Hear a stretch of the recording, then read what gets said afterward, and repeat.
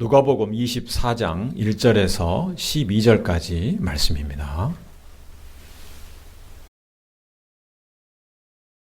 안식 후 첫날 새벽에 이 여자들이 그 예비한 향품을 가지고 무덤에 가서 돌이 무덤에서 굴려 옮기운 것을 보고 들어가니 주 예수의 시체가 배지 아니하더라.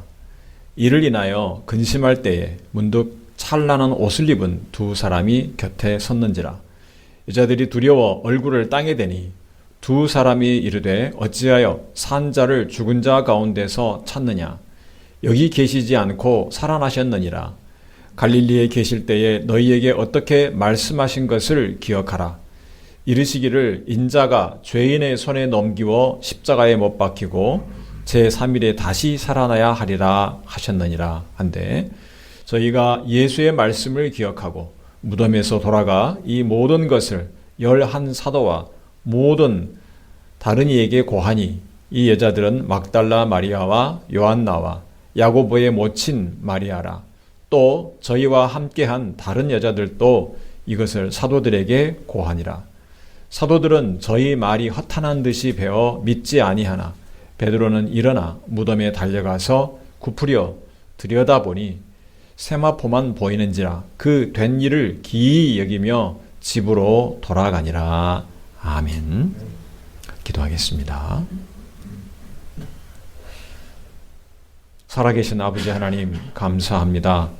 오늘도 부활절을 맞이해서 하나님 앞에 사랑하는 성도들이 하나님의 말씀을 듣기 위해 모였습니다. 하나님께서 이 자리에 임하여 주시고 하나님의 능력의 말씀, 생명의 말씀을 허락하여 주옵소서. 우리가 그 말씀을 마음을 열어 받게 하여 주시고 이 말씀이 늘 우리 마음에 새겨져서 생각나게 하시고 우리 삶 속에서 늘 우리의 힘이 되기를 원하고 기도합니다. 말씀에 열매 맺는 삶이 되기를 원하고 기도합니다.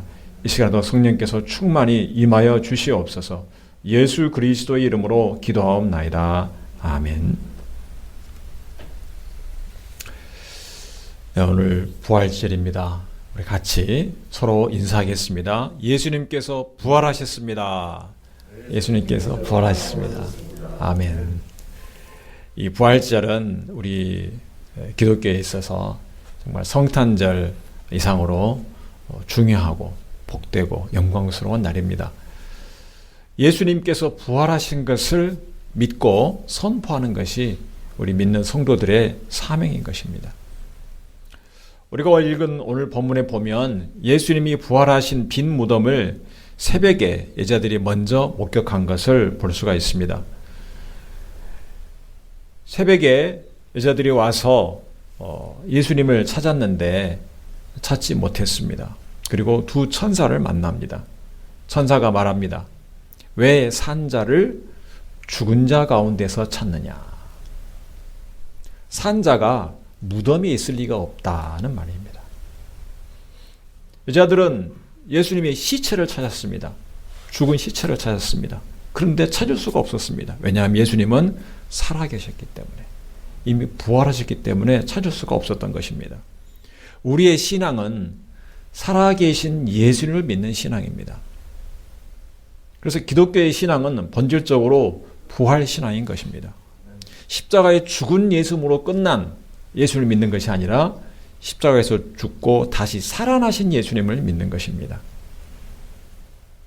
예수님께서 죄인을 위해서 십자가에서 죽으시고 또 희생하시고 헌신하신 사랑을 보여주신 것까지만 믿는 신앙은 반쪽짜리 신앙인 것입니다.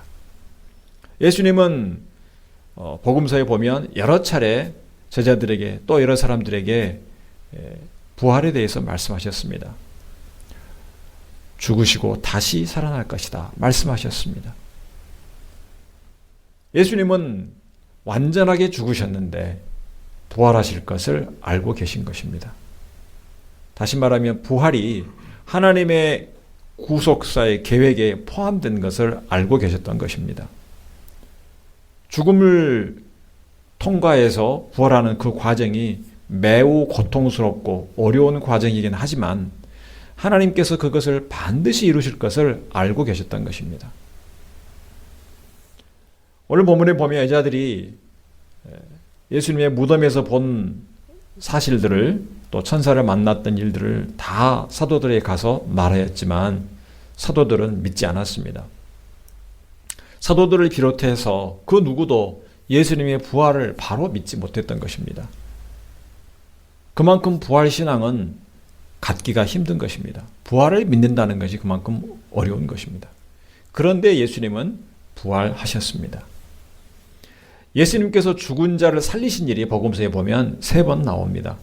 회당장 야이로의 딸을 살리신 일, 그리고 나인성 과부의 아들을 살리신 일, 그리고 죽은 나사로를 살리셨습니다. 죽은 자를 살리신 놀라운 능력을 행하셨습니다. 특히 나사로를 살리신 일은 그 당시 유대인들에게 크게 알려졌고 큰 소동이 일어났습니다. 그래서 그것 때문에 유대 지도자들은 더욱더 예수님을 죽이려고 한 것입니다. 그런데 예수님이 죽은 자를 살리시는 것과 예수님이 스스로 죽으신 후에 살아나시는 것은 다른 문제입니다. 아무리 뛰어난 의사도 자기 병을 고치기는 쉽지 않습니다. 약을 먹거나 하는 병이라면 혹시 스스로 처방을 할 수도 있을 것입니다. 그렇다 해도 병에 대한 진단은 다른 의사의 도움을 받아야 됩니다. 또 특히 수술을 해야 되는 문제라면 더욱더 수술을 할 수가 없어서 다른 의사의 수술을 받아야만 합니다. 다른 사람을 죽음에서 살리신 예수님이라 해도 십자가에 달려 죽으신 것이 많은 사람들 앞에서 공개되었습니다. 그리고 무덤에 장사되었습니다. 그런데 죽으신 예수님이 어떻게 죽음을 이기는 능력을 발휘한단 말인가? 그것을 믿기가 쉽지 않았던 것입니다. 사람들은 예수님이 스스로 죽음을 이기고 살아난다는 것을 믿을 수가 없었습니다. 예수님이 죽으심으로 모든 것이 끝났다고 생각을 했습니다. 예수님의 능력도, 예수님의 그 권위 있는 말씀도 모든 것이 다 끝났다. 예수님의 영광이 다 끝났다. 이렇게 믿었습니다.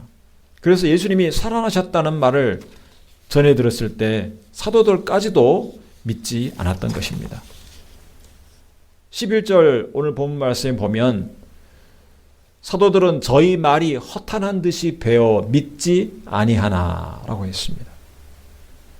사도들도 믿을 수가 없었고 베드로는 무덤에 달려가서 들여다보았지만 세마포가 있는 것만 확인을 하고 기이히 여겼다. 기뻐하지 못하고 기이히 여겼다. 완전히 믿지 못한 것입니다. 도대체 이게 무슨 일인가 이렇게 생각을 했습니다. 그런데 예수님께서는 부활하셨습니다.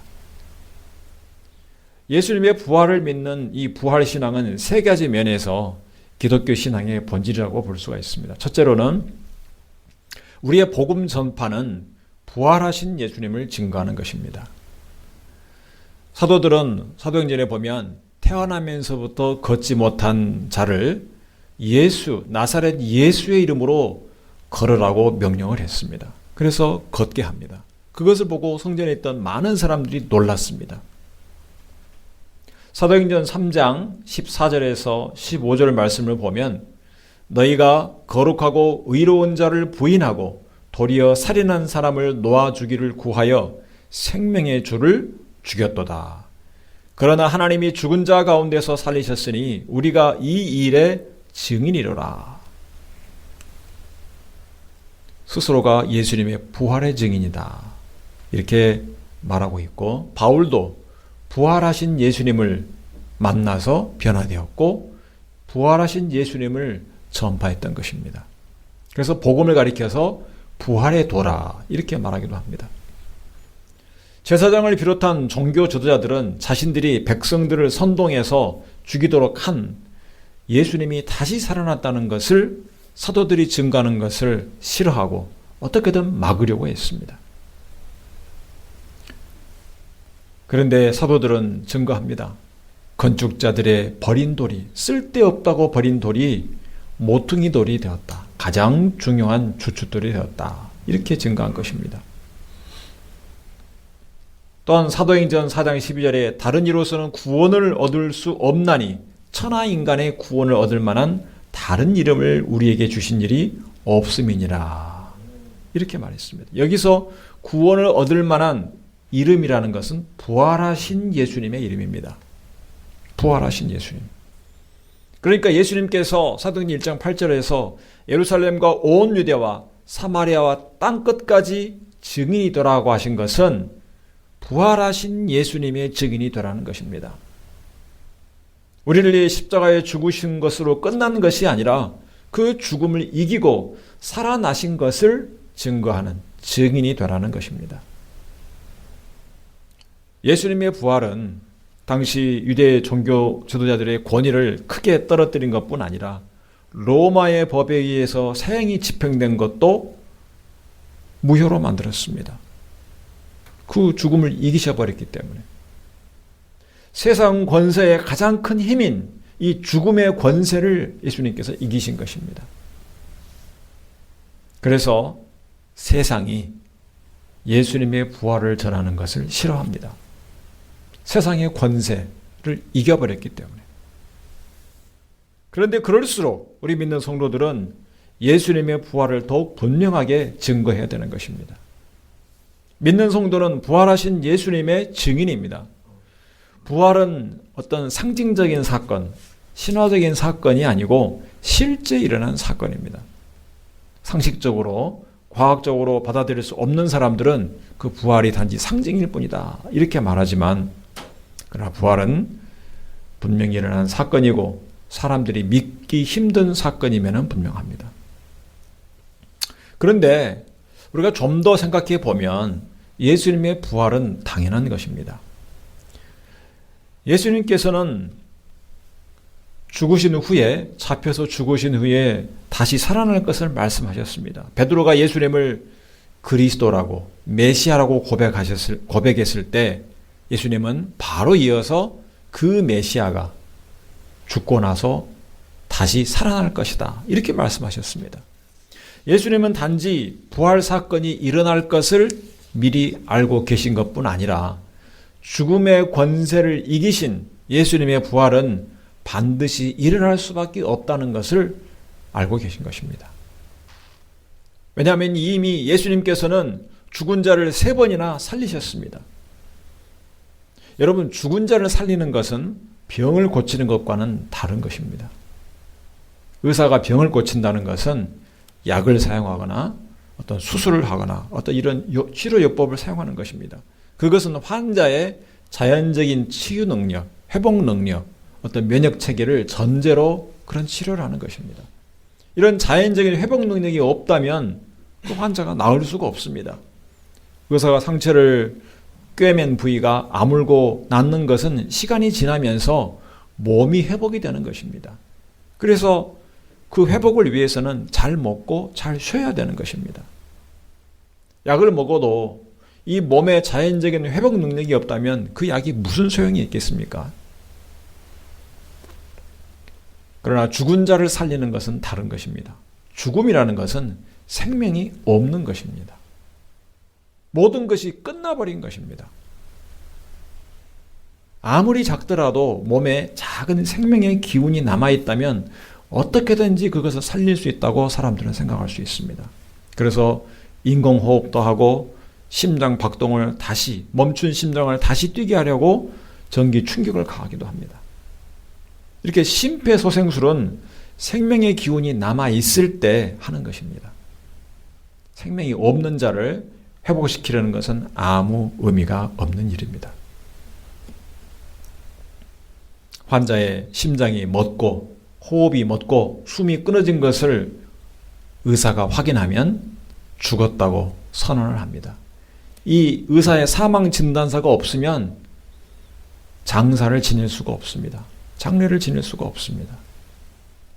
그래서 이 죽은 자를 살린다는 것은 생명을 창조하는 것과 마찬가지인 것입니다. 없는 생명을 있게 하는 것입니다. 생명의 기운을 새롭게 불어넣는 것입니다. 예수님이 죽은 자를 살리신 것은 바로 그렇게 죽은 자를 살리신 것입니다. 생명이 완전히 없어진 자를 살리신 것입니다. 죽어서 부패가 시작된 나사로를 예수님께서 살리셨습니다. 즉 예수님은 생명이 완전히 끊어진 죽음의 상태, 이 죽음의 권세와 싸워서 이기신 것입니다. 그렇다면 모든 것을 끝내버리는 죽음의 권세, 이 사망 권세와 싸워 이기지 못하고요, 어떻게 죽은 자를 살릴 수가 있겠습니까? 예수님은 죽음의 권세와 싸워 이기신 것입니다. 십자가 사건이 바로 그 사건입니다. 그 사건이 예수님에게는 이미 일어난 사건과 연결되어 있습니다. 예수님은 죽음을 이기고 살아나셨습니다. 이 예수님을, 부활하신 예수님을 본 많은 증인들이 있었다고 고린도전서 15장에 보면 기록이 되어 있습니다. 죄인을 죄와 사망에서 구원하는 것은 부활하신 예수님의 이름입니다. 예수님께서 죄의 대가를, 이 죽음을 이기셨기 때문에 죄로 영원히 죽을 수밖에 없는 우리에게 영원한 생명을 주신 것입니다.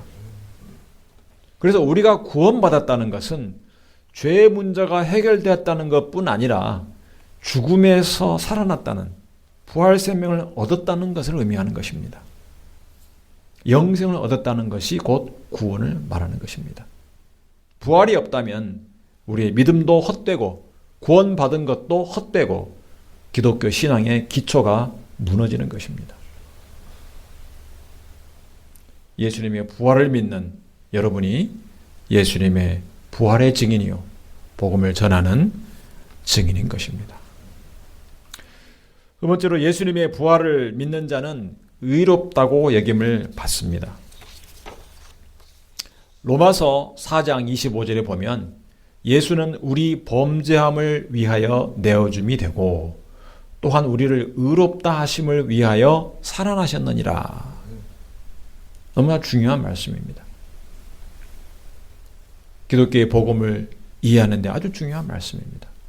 종교개혁에 있어서 가장 큰 모토, 가장 중요한 핵심 주장 중에 하나는 오직 믿음으로라는 것입니다. 오직 믿음으로.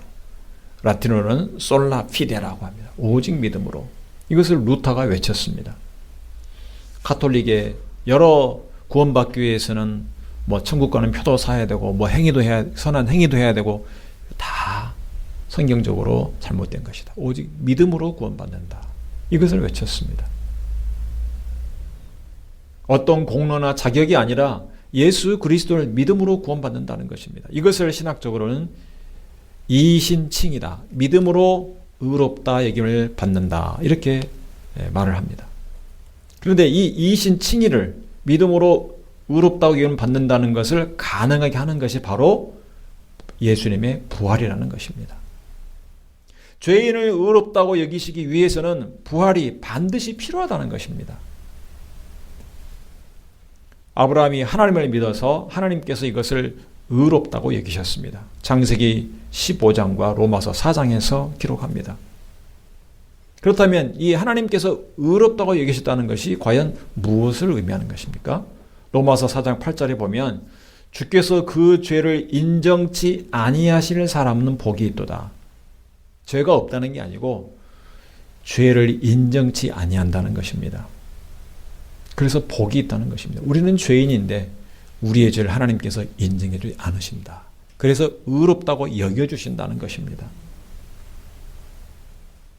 여기서 중요한 것은 아브라함이 의롭다고 여기심을 받을 때 중요한 것은 아브라함이 죄를 회개했기 때문에 의롭다고 여기신 것이 아닙니다. 회개하면 의롭다고 여김을 받는다고 말씀하지 않으셨습니다.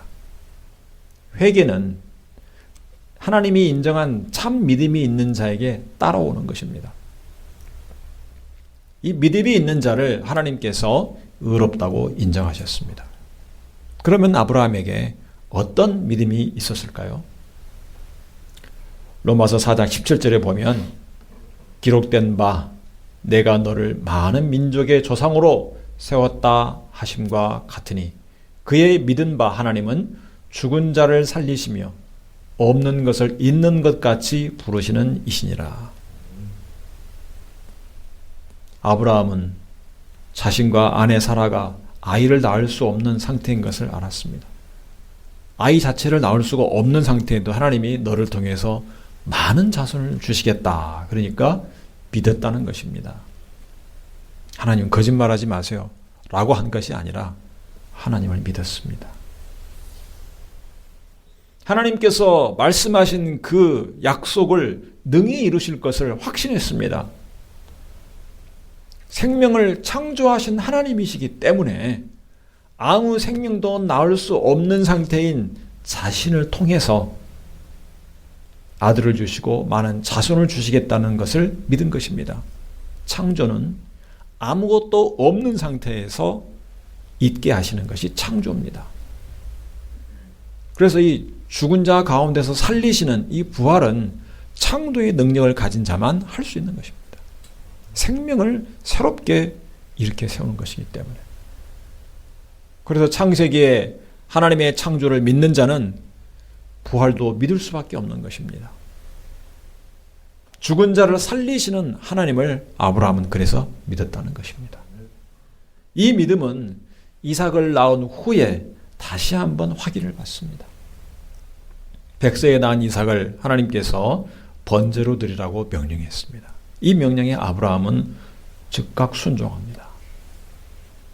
아브라함은 이삭을 번제로 드리려고 끝까지 순종을 했습니다. 이삭을 데리고 와서 모리아산에 올라가서 번제단을 쌓고 그 번제단 위에 이삭을 묻고 칼을 내리치려는 순간까지도 순종한 것입니다. 그래서 그의 믿음에 대해서 히브리서 11장 18절에서 19절에 이렇게 말씀합니다. 저에게 이미 말씀하시기를 네 자손이라 칭할 자는 이삭으로 말미암으리라 하셨으니 저가 하나님이 능히 죽은 자 가운데서 다시 살리실 줄로 생각한지라. 비유컨대 죽은 자 가운데서 도로 받은 것이니라. 이삭은 하나님께서 그를 통해서 이삭을 통해서 많은 자손을 주시겠다고 약속하신 아들이었습니다. 그 이삭을 통해서만 자손을 주시겠다 말씀하셨습니다. 그런데 하나님께서 그 이삭을 죽여서 번제로 드리라 이렇게 명령하시자 아브라함은 믿음으로 순종한 것입니다. 그는 아이를 낳을 수 없는 상태였던 자신에게 아들 이삭을 주신 하나님이라면 이삭을 죽여도 하나님께서 살리실 것으로 믿었다는 것입니다. 이것이 그의 부활신앙입니다. 하나님께서는 아브라함이 이삭을 죽이려는 마지막 순간에 아브라함아, 아브라함아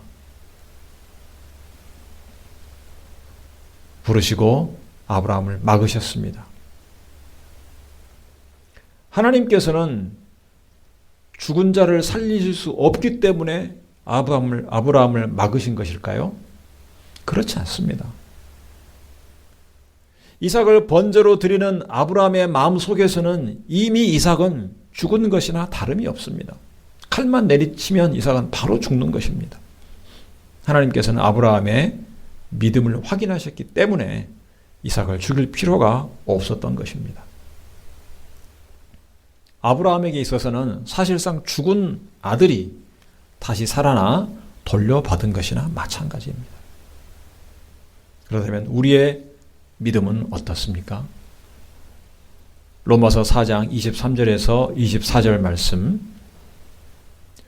저에게 의로 여기셨다 기록된 것은 아브라함만 위한 것이 아니요 의로 여기심을 받을 우리도 위함이니 곧 예수 우리 주를 죽은 자 가운데서 살리신 이를 믿는 자니라. 아브라함이 의롭다고 인정받은 믿음이 부활신앙인 것처럼 우리가 의롭다고 인정받는 믿음도 부활신앙이라는 것입니다. 우리를 위한 것도 된다. 하나님이 의롭게 계셨다는 것, 믿음으로 의롭게 계셨다는 것은 우리를 위한 것도 된다는 것은 우리의 믿음도 의롭다고 인정받는 믿음도 부활신앙이라는 것입니다. 여러분 예수 그리스도를 믿고 하나님께 의롭다고 인정받은 그 믿음은 부활신앙이어야 됩니다. 세 번째로 부활신앙은 본질적으로 하나님에 대한 믿음입니다. 아브라함이 어떻게 죽은 자와 같은 자신의 몸의 상태, 나이를 낳을 수 없는 상태에서도 하나님이 아들을 주실 것이라고 믿을 수 있었을까? 아브라함이 하나님을 믿었기 때문에 그렇습니다.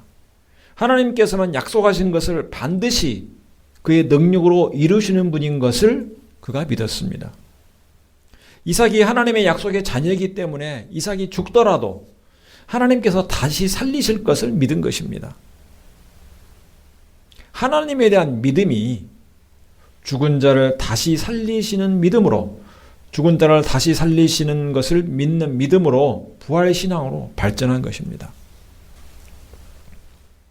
아브라함이 의롭다고 믿은 것은 바로 이것 때문입니다. 하나님을 믿은 것 때문입니다. 아브라함의 믿음은 지금 우리가 의롭다고 여김을 받는 믿음과도 같습니다. 기독교의 신앙은 한마디로 하나님에 대한 믿음입니다. 하나님이 온 천지 만물을 창조하셨다. 하나님이 죄인된 너희를 구하시려고 독생자 예수님을 보내셨다. 그 예수님이 우리를 위해서 죽으시고 다시 부활하셨다. 하나님이 그를 살리셨다. 하나님이 모든 것을 약속하시고 끝끝내 이루시고 또 마지막까지 이루실 것이다. 이 하나님에 대한 믿음, 이것이 기독교 신앙입니다. 구원 얻는 믿음이라는 것은 예수님이 나를 위해 십자가에 죽으시고 부활하셨다는 사실을 믿는 것이다. 이렇게 생각해서는 안 됩니다. 우리가 복음을 전할 때 예수님이 당신을 위해서 죽으시고 또 부활하셨다는 것을 믿으십니까? 라면 그것을 고백하게 합니다. 그러나 사실은 그 복음이 하나님께서 주신, 우리에게 주신 특별한 계시요 구원의 메시지라는 것을 믿는다는 것입니다. 그것이 고백인 것입니다. 하나님께서 우리를 구원하시겠다는 약속을 끝까지 믿는 것이 구원 얻는 믿음입니다. 그래서 아브라함처럼 하나님을 믿는 것입니다. 하나님께서는 결국은 자식을 죽이고 나서 겪는 고통을 아브라함에게 주지 않으셨습니다. 마지막 순간에 막으셨습니다. 그런데 하나님은 그의 사랑하는 아들 예수 그리스도를 십자가에 죽이실 때는 중단하지 않으신 것입니다.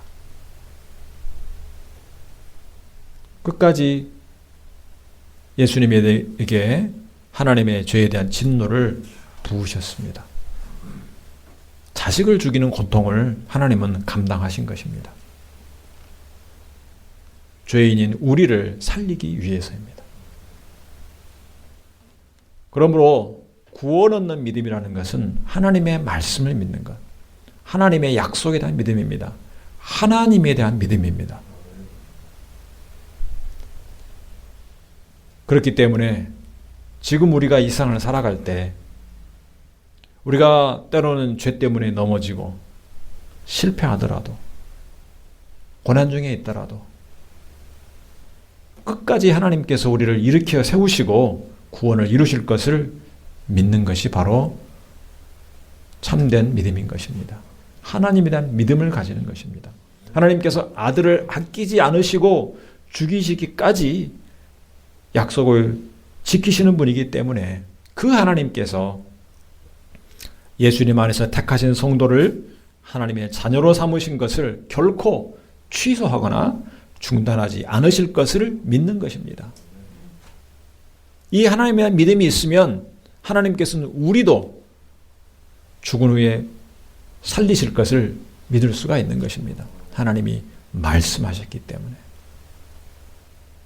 이 하나님에 대한 믿음이 있다면 장차 우리가 어떤 고난과 핍박과 어떤 마지막 때의 큰 환난과 재난과 같은 상황이 있더라도 하나님께서는 우리를 지키시고 반드시 천국에 이르기까지 함께 하실 것을 믿는 것입니다. 여러분이 매일 삶 속에서 걱정과 근심과 절망에 빠진 그러한 순간에도 하나님을 믿는 것이 부활신앙입니다.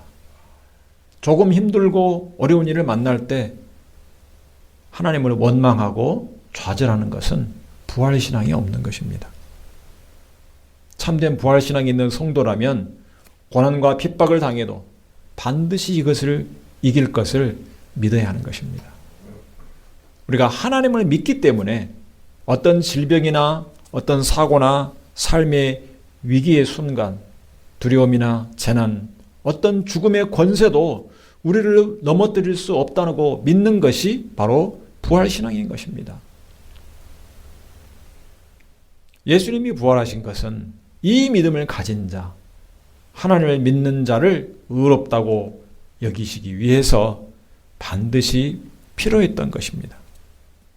우리의 믿음이 헛되지 않는다는 것을 보이시기 위해서 예수님께서는 살아나신 것입니다.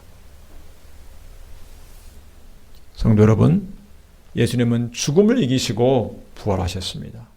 하나님께서 우리를 위한 구원의 약속을 지키시기 위해서 독생자 예수 그리스도를 우리를 대신하여 죽이시고 다시 살리셨습니다. 예수님께서 부활하신 것은 우리가 의롭다고 인정받게 하시기 위한 것입니다. 하나님께서는 하나님을 믿는 자를 의롭다고 인정하십니다.